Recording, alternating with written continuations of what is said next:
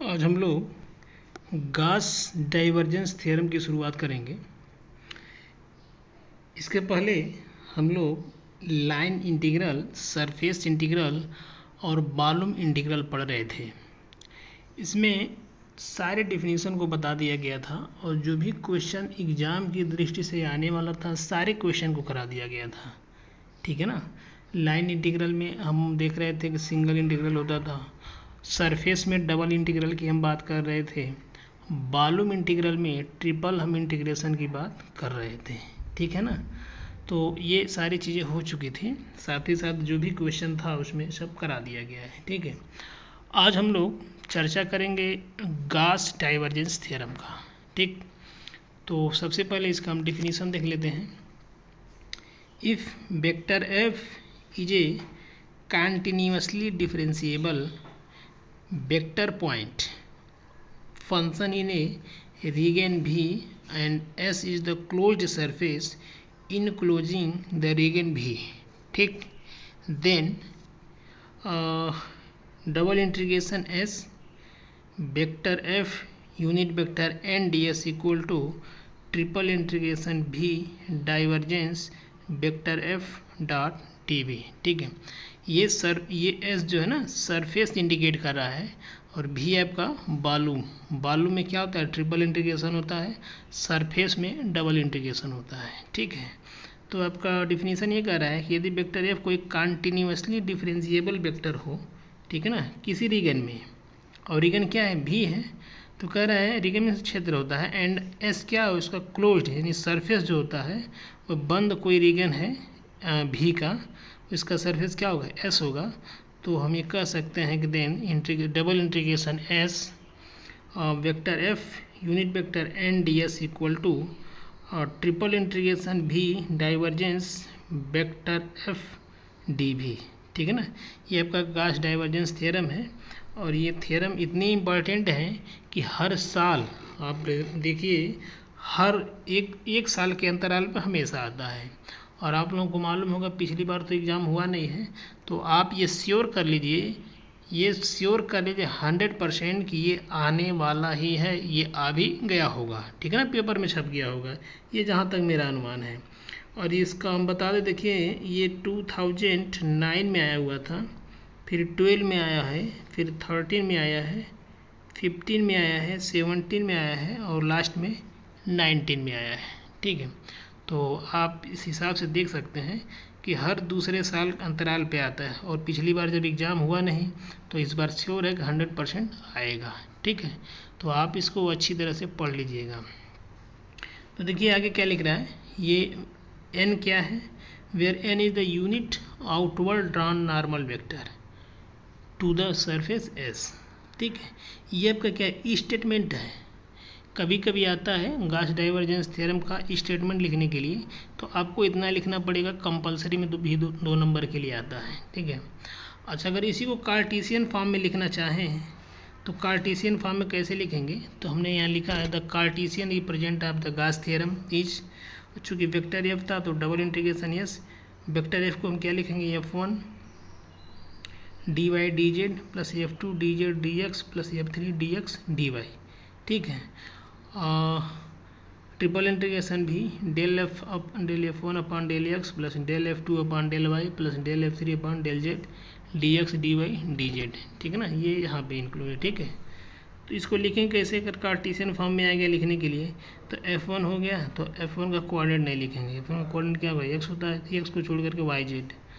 F2 हो गया तो मतलब y का नहीं लिखेंगे, जेड एक्स लिखेंगे। F3 हो गया मतलब जेड का नहीं लिखेंगे, एक्स वाई लिखेंगे। ठीक है ना, ये मैं रूल बता रहा हूँ, मतलब ऐसा चाहे तो इस हिसाब से, ट्रिक के हिसाब से आप लिख सकते हैं। ठीक, अब आइए इसका प्रूफ देखते हैं। तो हमने इसका प्रूफ लिखा है, late i j k be unit vector along x y z axis. ठीक है, एक्स एक्सिस के एलॉन्ग यूनिट वेक्टर आई है, वाई एक्सिस के एलॉन्ग यूनिट वेक्टर जे है और जेड एक्सिस के एलॉन्ग यूनिट वेक्टर के है। ठीक है। एंड देन वेक्टर एफ की वैल्यू क्या आ जाएगी, F1i plus F2j plus F3k, where F1 F2 F3 are there derivative in any direction are assumed to be uniform, finite and continuous। ठीक, अब देखिए हमने एक सिलेंडर यहाँ पे लिया है, सिलेंडर का हमने सरफेस बनाया है, जरा इसको समझ लिया जाए। 3D डायमेंशन में x axis, y axis, z axis, ये आपका सिलेंडर है। इस सिलेंडर का ये अब हम बनाए हैं, देखिए ये आपका सरफेस बनाए गए हैं। ये वेक्टर r1 है, ये k है, यूनिट वेक्टर k है, ठीक है ना, i j k, ये आपका यूनिट वेक्टर k हो गया। ये सरफेस क्या है, s है, ये वाला सरफेस क्या हो जाएगा, s1, और ये वाला सरफेस क्या हो गया, s2 हो गया। ठीक है, तो इस हिसाब से अगर इसको हम लिखना चाहें तो ds2 लिख देंगे, ये आपका r2 हो जाएगा, ये वाला पार्ट क्या हो जाएगा, r1 हो जाएगा, और ये आपका ये ds2 हो गया, तो ये क्या हो जाएगा, ds1 हो जाएगा, ये वाला पार्ट। अगर ये s1 है तो ये ds1 हो जाएगा, अगर ये s2 है तो क्या हो जाएगा, ds2 हो जाएगा। और s को हम ds लिखेंगे। नीचे देखिए ये एक्स एक्सिस पर डेल एक्स हो जाएगा, ये डेल वाई हो जाएगा, ये रीगन है, ये सरफेस है एस, ये रीगन है आर, ठीक है ना, सरफेस टू रीगन। ठीक, तो हमने यहाँ पे लिखा है कि let z equal to coordinate of these point be z equal to f1 x comma y and z equal to f2 x comma y. ठीक है ना, we have assume that equation of lower and upper partition S2 and S1, देखिए lower S1 sorry ये lower S2 हो जाएगा और ऊपर क्या हो जाएगा S1 of AS are Z equal to F2 x comma y and Z equal to F1 x comma y. ठीक, then the result of Gauss divergence theorem के हिसाब से हम क्या लिखेंगे, ट्रिपल इंटीग्रेशन गलत लिख दिया हमने, ये डबल इंटीग्रेशन है। Double integration vector F and D S होता है, तो वेक्टर एफ को हमने लिख दिया f1i plus f2j plus f3k unit vector n D S equal to triple integration भी del f1 upon del x plus del f2 upon del y plus del f3 upon del z d भी मतलब मालूम है, मालूम को हम लिख सकते हैं dx dy dz। ठीक है, अब नाउ कंसीडर, अब किसी एक को कंसीडर कर लेते हैं, डेल f1 है f2 f3 को, तो किसी एक को हम ले लेते हैं, उसी के अकॉर्डिंग सारे को हम सॉल्व कर देंगे। ठीक, तो now consider the integral I1 equal to triple integration भी del f3 upon del z, हम इसको लेके चल रहे हैं, तो del f3 upon del Z लेंगे तो dv की वैल्यू क्या हो जाएगी, dx dy dz।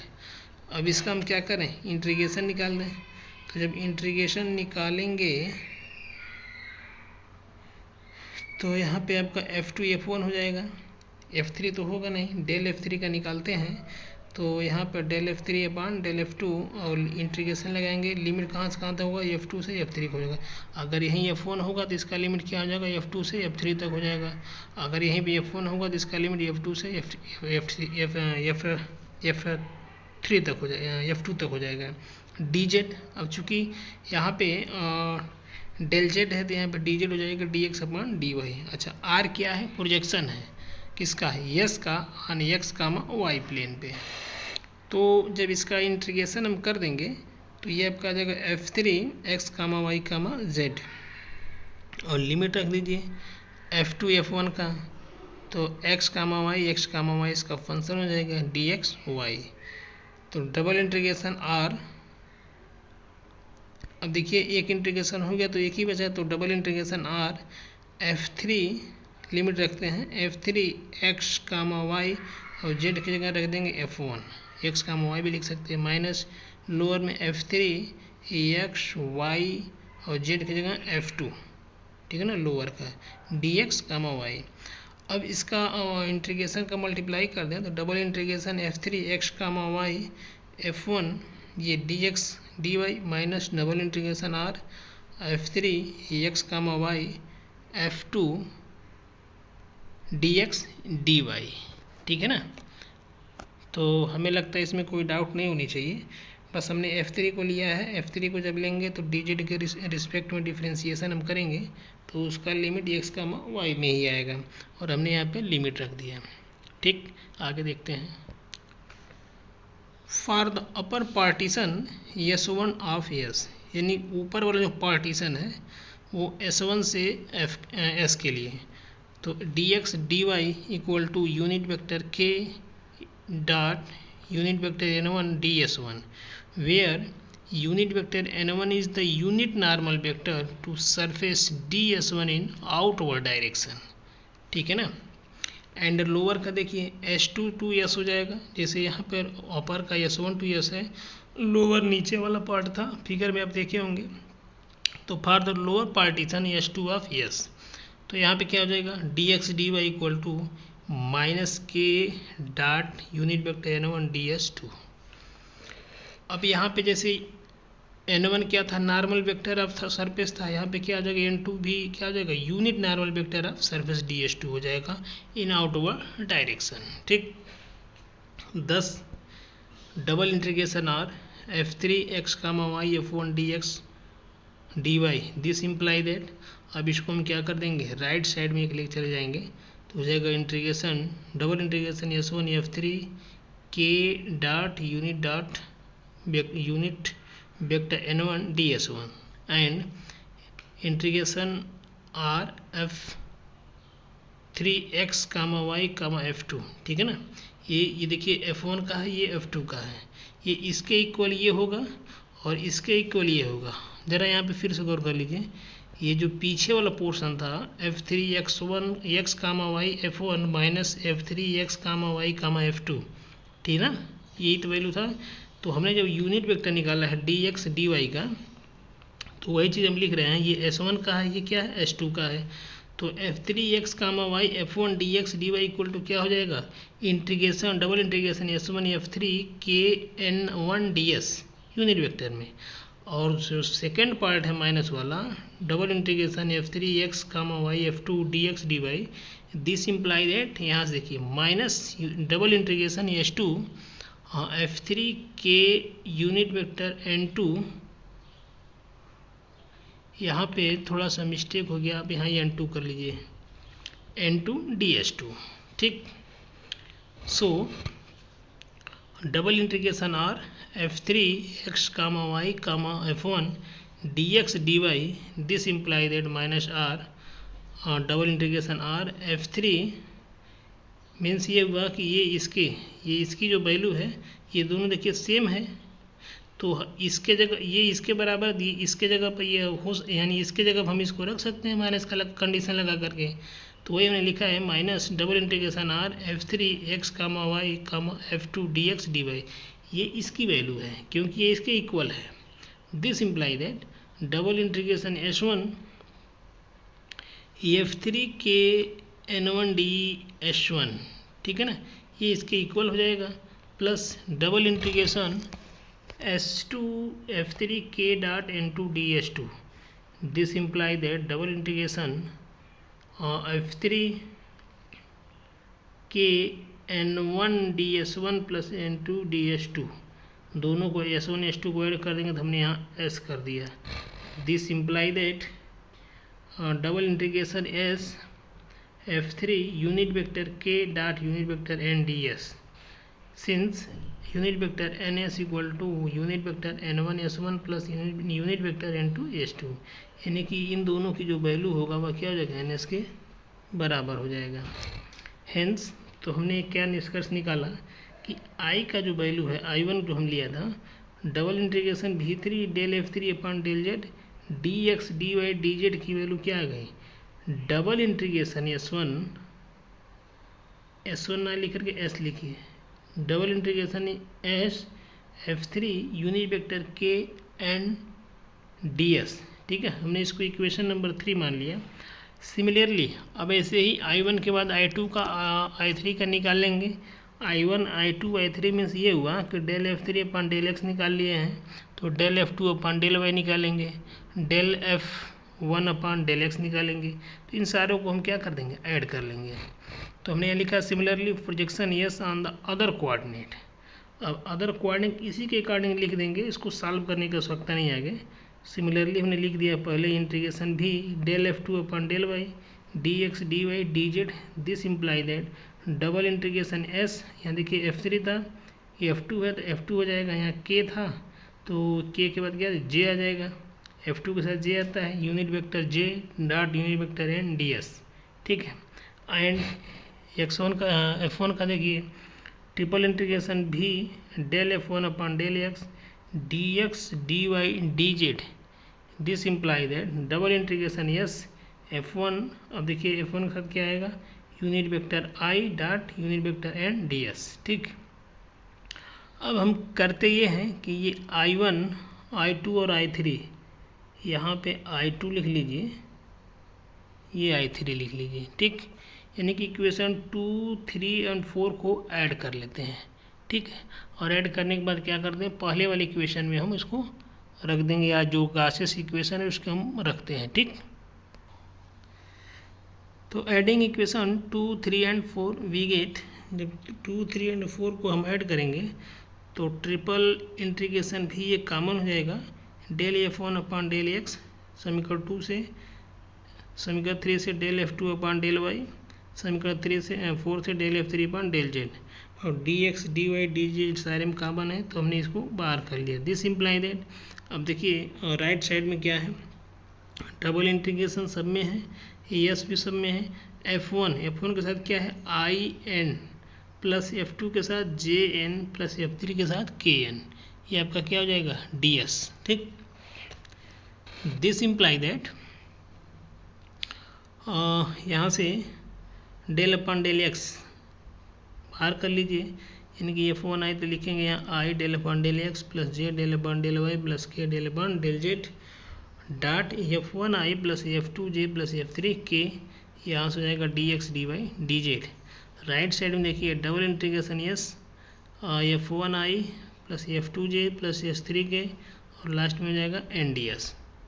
ठीक, दिस इम्प्लाई दैट, अब देखिए इसकी वैल्यू क्या आ जाएगी, डाइवर्जेंस, चूँकि डाट है डाइवर्जेंस, और इसकी वैल्यू क्या आ जाएगी वेक्टर f, और dx dy dz की मीन्स v।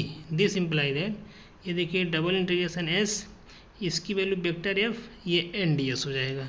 ठीक है, या इसे हम ये भी लिख सकते हैं double integration s f vector f dot unit vector nds equal to triple integration भी divergence vector f dot dv। ठीक है ना, तो ये हमारा गास डाइवर्जेंस थ्योरम का प्रूफ था। ये क्वेश्चन हर एक साल के अंतराल पे आता है, तो मैं फिर एक बार कह रहा हूँ कि ये क्वेश्चन काफ़ी इम्पॉर्टेंट है ये थ्योरम, और मान के चलिए कि 100% ये आएगा। ठीक है, चलिए क्वेश्चन देखते हैं आगे। देखिए गास डाइवर्जेंस थ्योरम पे आधारित एक क्वेश्चन हम करा दे रहे हैं।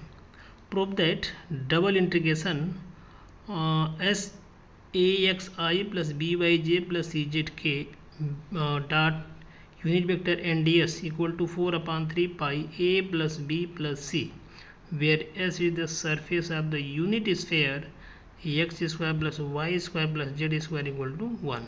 ठीक है, देखिए जब थ्योरम मालूम होगा आपको ना तभी आप सवाल कर पाएंगे, क्योंकि देखिए यहाँ लिखा हुआ है डबल इंटीग्रेशन एस और वेक्टर क्या हो गया एफ एन डी एस हो गया, इसका मतलब ये गासेस थ्योरम है ये, लेकिन इसमें कहीं लिखा नहीं कि ये गास थ्योरम है।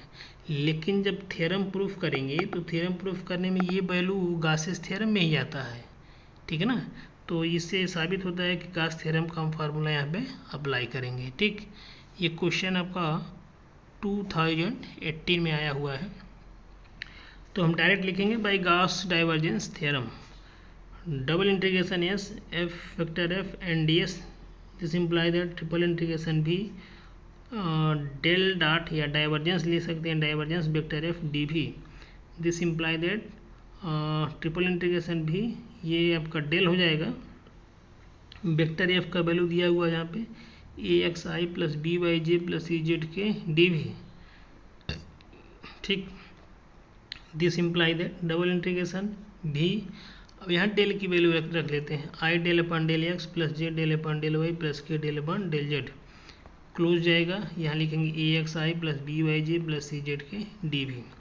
डबल इंटीग्रेशन ट्रिपल इंटीग्रेशन भी, अब देखिए चूँकि डॉट प्रोडक्ट है तो I dot I J dot A के डॉट के करेंगे तो del upon del x a x del upon del y b y del upon del z c z d v. अब एक्स का डिफ्रेंसिएशन जब करेंगे ए एक्स में तो क्या जगह ए हो जाएगा, यहाँ प्लस बी ये प्लस सी डी भी। ठीक, this imply that a plus b plus c भी, ठीक है ना, ये आपका मालूम हो गया। अच्छा, भी का जरा वैल्यू निकाल लेते हैं। तो the surface of the unit sphere x square plus y square plus z square equal to 1, ये तो दिया हुआ है, लेकिन हमें भी की वैल्यू निकालना है। तो हम लिखेंगे volume of the unit sphere, sphere का जो वॉल्यूम होता है वो भी इक्वल टू होता है 4/3 पाई आर स्क्वायर, और आर की मतलब वैल्यू क्या दिया है, यहाँ 1 दिया हुआ है, ठीक है ना। आर यही है आपका x square plus y square plus z square equal to r square. तो यहाँ पे आर की वैल्यू 1 रख देंगे, तो ये क्या जाएगा 4/3 पाई हो जाएगा। ये किसकी वैल्यू है, भी का, तो ये वैल्यू हम इसमें पुट कर देंगे, तो हो जाएगा now double integration F vector F N D S equal to 4/3 pi, इसकी value a plus b plus c, ठीक है ना। कोई डाउट, जो भी डाउट हो आप लोग कमेंट करके पूछ लीजिएगा। और ये ध्यान रहे कि Gauss theorem is the most important theorem and examples, ठीक है ना, इस साल के लिए। तो ये आपका आंसर हो गया। तो आज हम यहीं पे छोड़ देते हैं, कल हम लोग अगर इसमें का क्वेश्चन होगा तो फिर बढ़ा जाएगा, वरना स्टोक्स थ्योरम हम लोग पढ़ेंगे। स्टोक्स थ्योरम, ग्रीन्स थ्योरम, बस 2 ही टॉपिक बचा हुआ है। अगर ये दोनों टॉपिक पढ़ लेते हैं तो हमारा 4th पेपर का सेक्शन भी पूरी तरह से समाप्त हो जाएगा, ठीक है ना। तो आज हम यहीं पे बंद कर देते हैं। तो आज के लिए इतना ही, धन्यवाद।